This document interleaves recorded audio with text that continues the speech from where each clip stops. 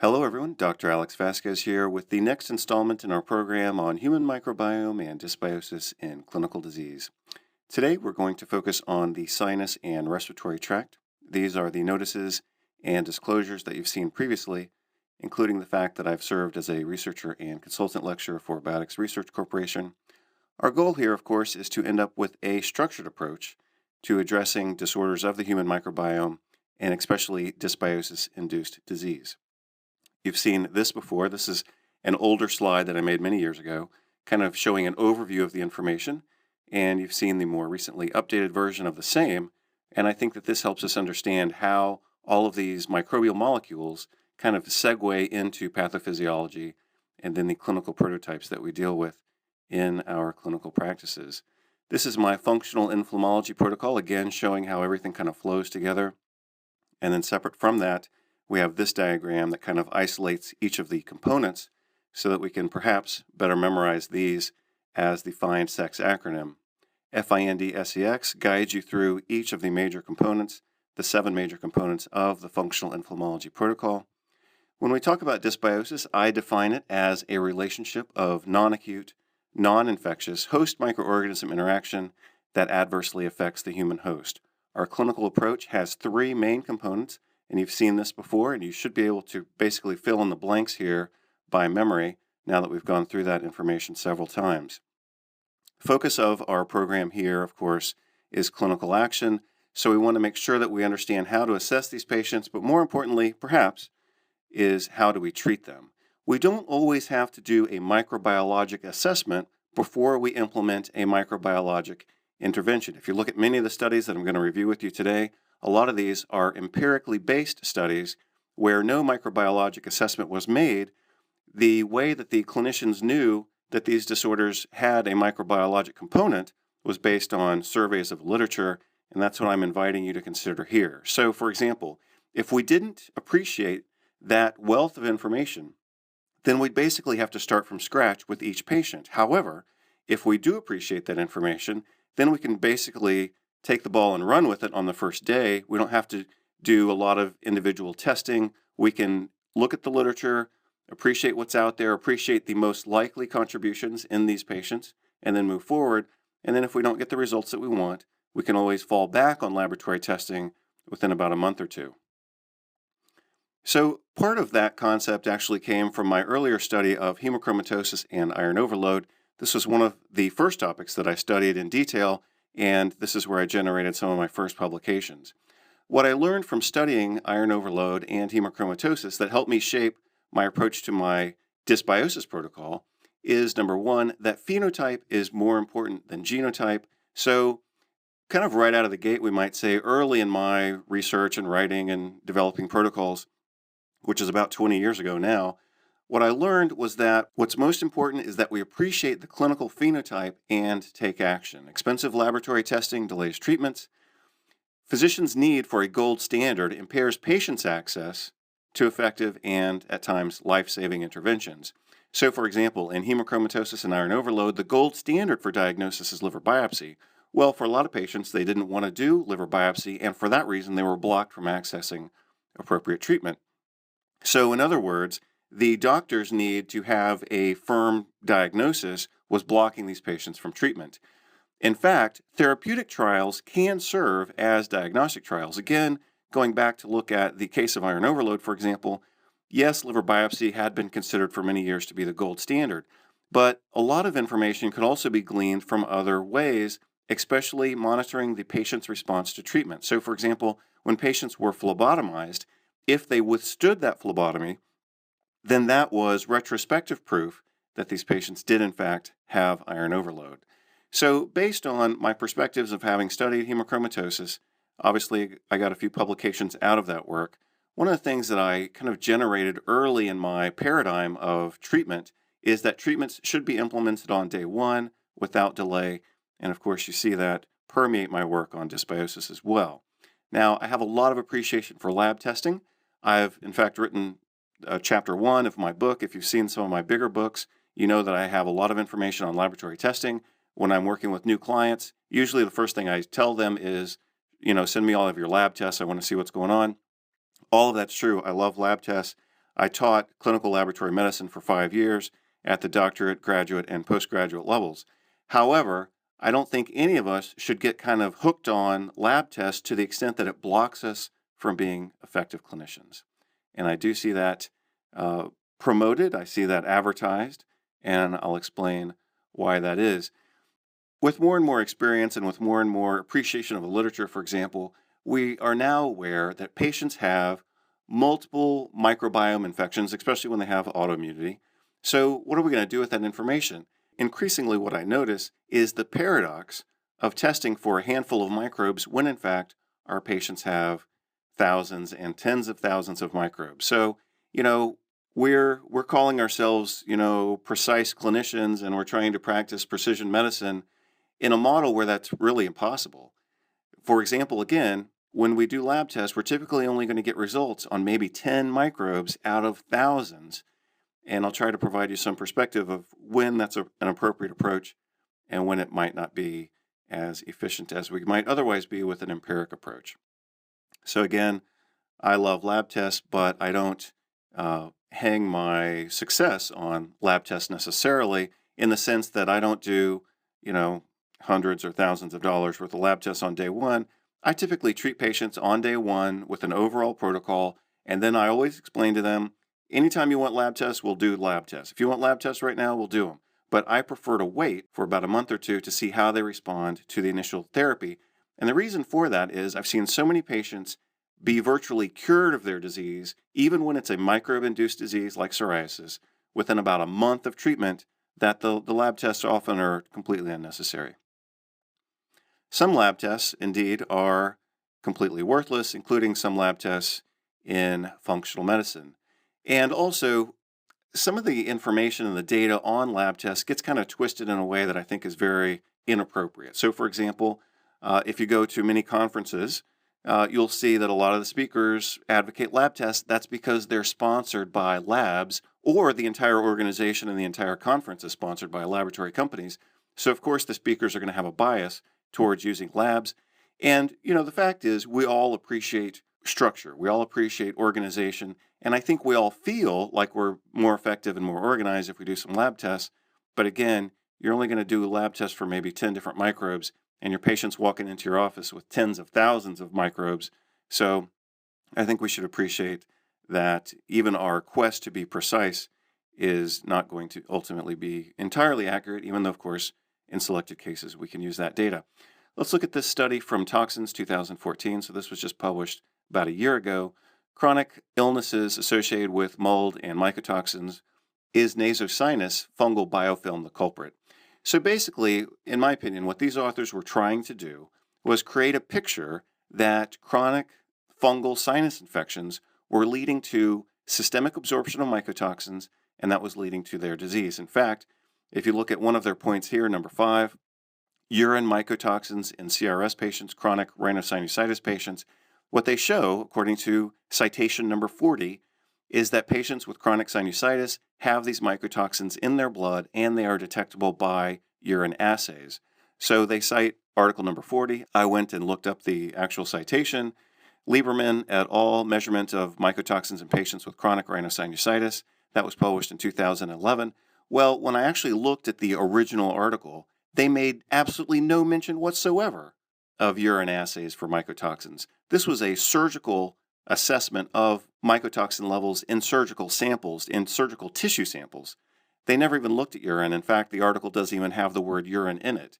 So these other authors, Brewer, Thrasher, and Hooper, had said that this article provided evidence of systemic mycotoxin absorption from sinus infections with fungi, and that's absolutely not true. So beware of laboratory-sponsored articles that misrepresent the data in order to build the case that favors the use of their laboratory testing. I think that's quite obvious. If you look at this slide in its totality, and maybe you need to take a minute to pause and read it, you'll see that basically the data had been misrepresented in this research to support their brand of laboratory testing. So let's move on and look at multifocal dysbiosis. I showed you this diagram in the earlier presentation immediately preceding this one. I think we're going to be able to bypass the data that is represented there because it's not very detailed. Let's look at this case report from a patient who I'm working with actually right now. In fact, I just talked with her a little while ago. Depicted below is another case of gastrointestinal dysbiosis with Staphylococcus aureus. You can see in the middle column, this patient indeed has Staphylococcus aureus. So I consider that a problem. Now, this patient doesn't have like a dominant clinical presentation of gastrointestinal disorder. This is a patient with fatigue and many other problems, but nothing gastrointestinal. Nonetheless, she's got Staphylococcus aureus. So let's talk about some clinical implications and treatments for that. We know that Staphylococcus aureus produces a superantigen that's very similar to LPS in its ability to induce widespread inflammation. We also know that the exotoxin from Staphylococcus aureus inhibits the detoxification or clearance of endotoxin, therefore leading to an additive or synergistic inflammatory effect. What disease associations do we see with Staphylococcus aureus? I'm going to review those with you as we go through today's information. And finally, what is the most likely source of the Staphylococcus aureus here? Obviously, we're looking at it in the gastrointestinal tract, but where did it originate from? Did it start de novo in the gastrointestinal tract, or perhaps did it come from somewhere else? So again, we're going to use kind of a structured approach to look at multifocal dysbiosis by location. Previously, I started out this by location sequence by looking at orodental dysbiosis. Today, we're going to focus on cynorespiratory dysbiosis.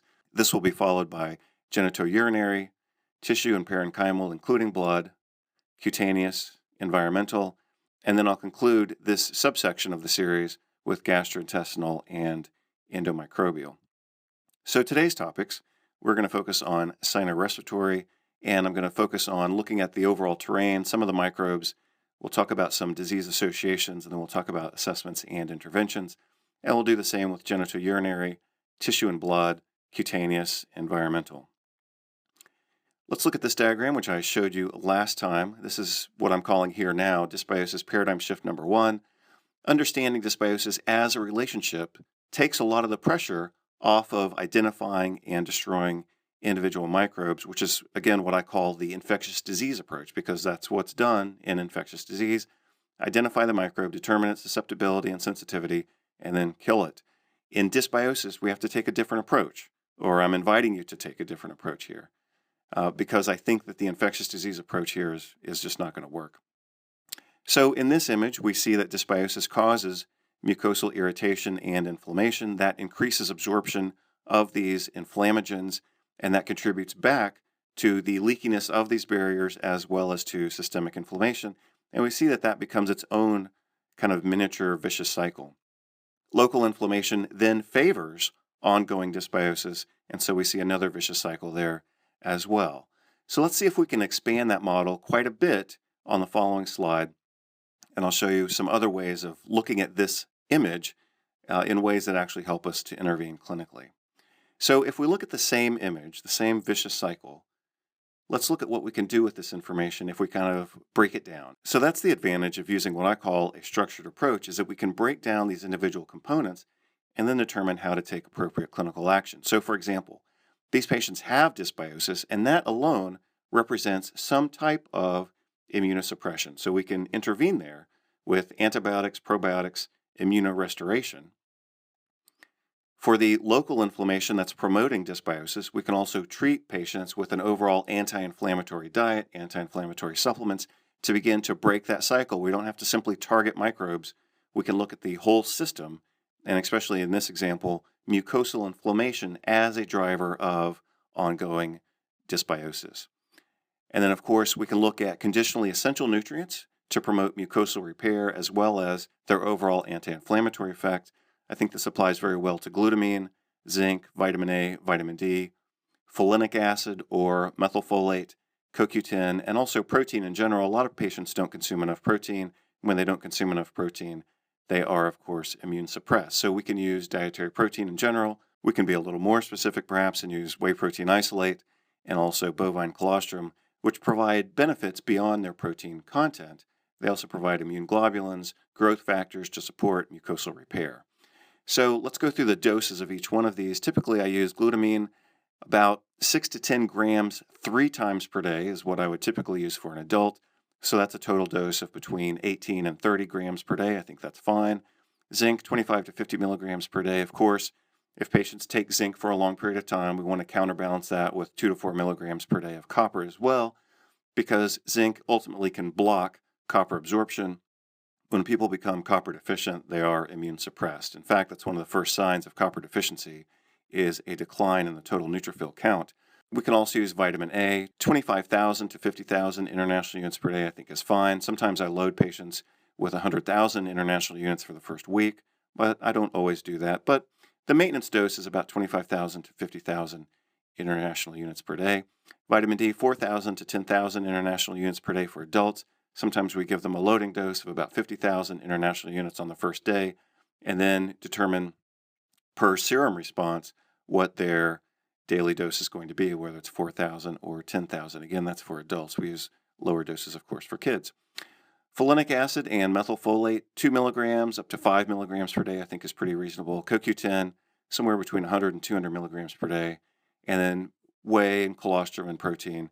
We want to make sure, again, that our patients are getting in enough dietary protein, and then we can supplement on top of that with a little extra whey protein isolate or perhaps even capsules of bovine colostrum. Bovine colostrum has been shown to help alleviate some gastrointestinal infections. It's also been shown to promote healing of the gastrointestinal mucosa. Let's look at dysbiosis paradigm shift number 3. Understanding dysbiosis as a relationship takes much of the focus off of the microbe. Therefore, the pressure is taken off of the identification and elimination of individual offending microbes with the following caveats, and I started to foreshadow this just a moment ago. Sometimes identifying and targeting individual microbes produces some pretty amazing results. This again is what I call the infectious disease approach. However, even when you're going to identify and target individual microbes, you still need to do the other components of immunorestoration, anti-inflammation, and mucosal repair. So what I'm encouraging you to do on day 1 is start with those treatments, because you don't need lab tests for those. So you can start with those treatments, and then if your patient's not better in a month or two, you can always follow up with more specific testing and even antibiotic treatments. This is kind of a detailed slide. I'm going to print this out for you in the PDF notes. I'm not going to take the time to look at it right now because it's a little too wordy, but I will make that slide available to you. So let's all take a deep breath and dive into today's information. Right now we're going to focus on cynorespiratory dysbiosis. I'll follow that rather quickly with genitourinary, tissue and blood, cutaneous, and environmental, and then we'll get into gastrointestinal dysbiosis. So let's look at the topography of cynorespiratory dysbiosis.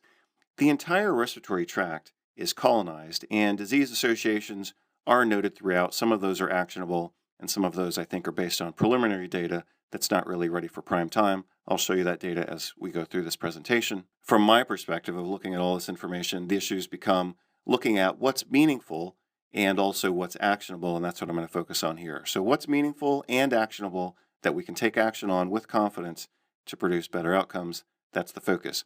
So when we look at the upper and lower respiratory tract, as you can see in this image, we're going to focus right now on the nasal cavity and the pharynx, and then of course we will focus on the sinuses as you can see here. Frontal sinus, sphenoid sinus, ethmoid sinus, and the maxillary sinus. So in terms of looking at this from a primary care perspective, what would you say is the difference between each one of those sinus locations? And the correct answer to that rather vague question is that anytime you're concerned about ethmoid sinusitis, that's a situation where you're going to be more aggressive with your use of antibiotic drugs, because ethmoid sinusitis tends to be more aggressive and we see more complications there in terms of bone invasion and ocular complications.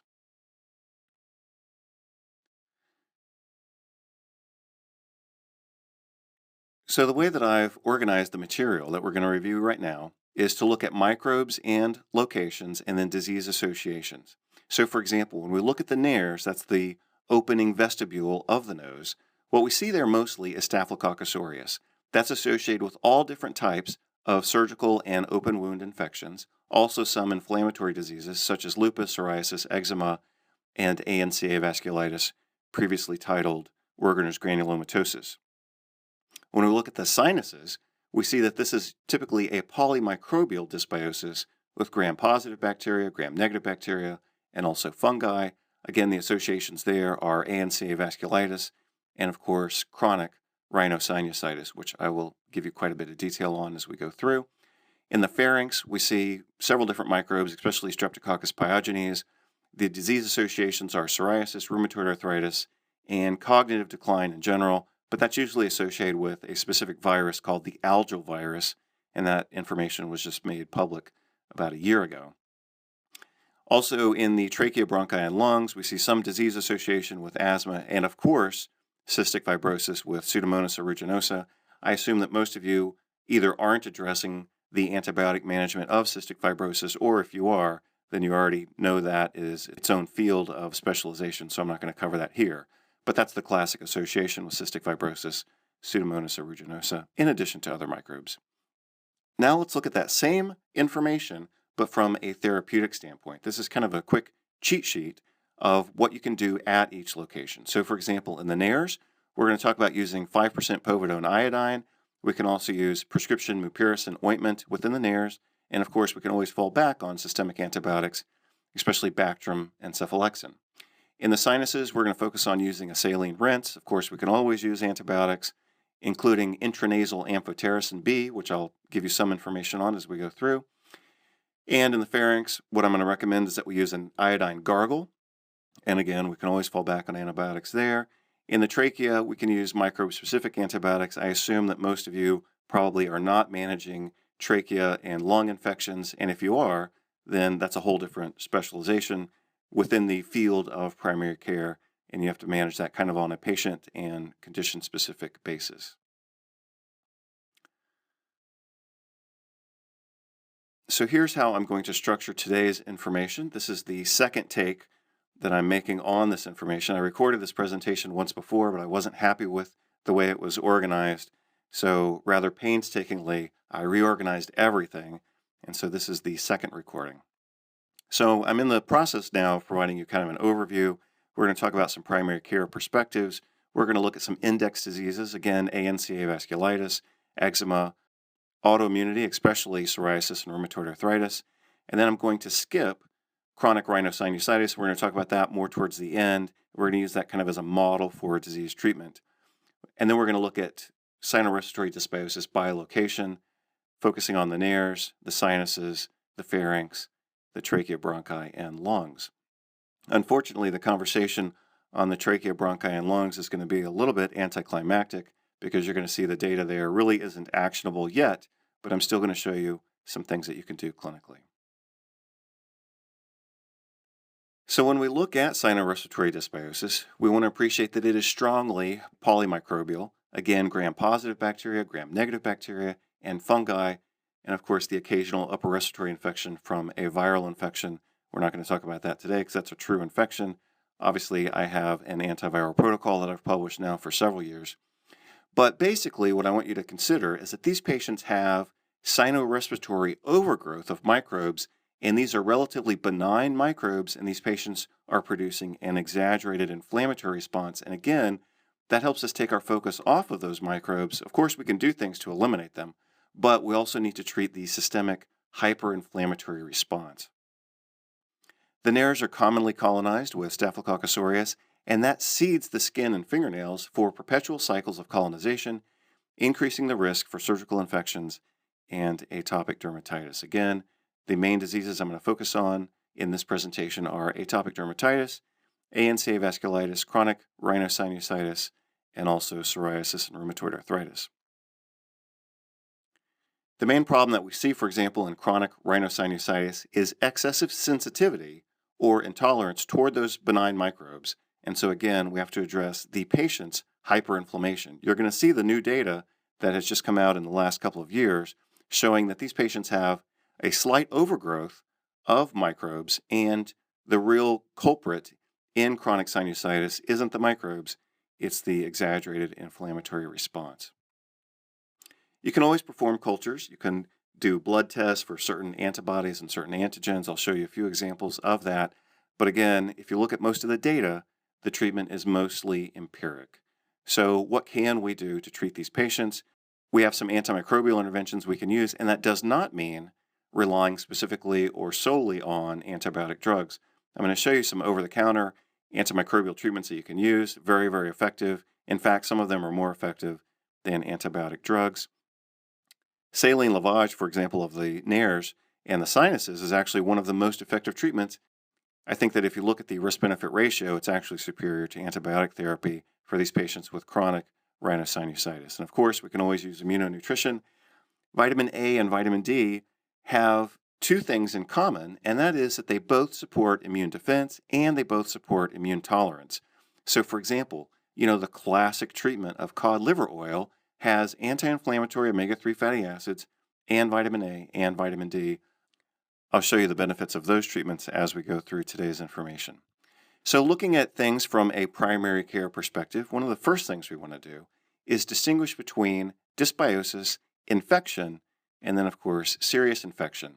Patients with diabetes mellitus are notorious for occasionally acquiring very severe, aggressive, and lethal sinus infections. So again, I'm kind of framing this within the context of primary care because you have to be aware that some of these sinus infections could actually be quite serious. So we want to make sure that we can identify the clinical presentations that would distinguish, for example, chronic sinusitis from acute and invasive sinusitis.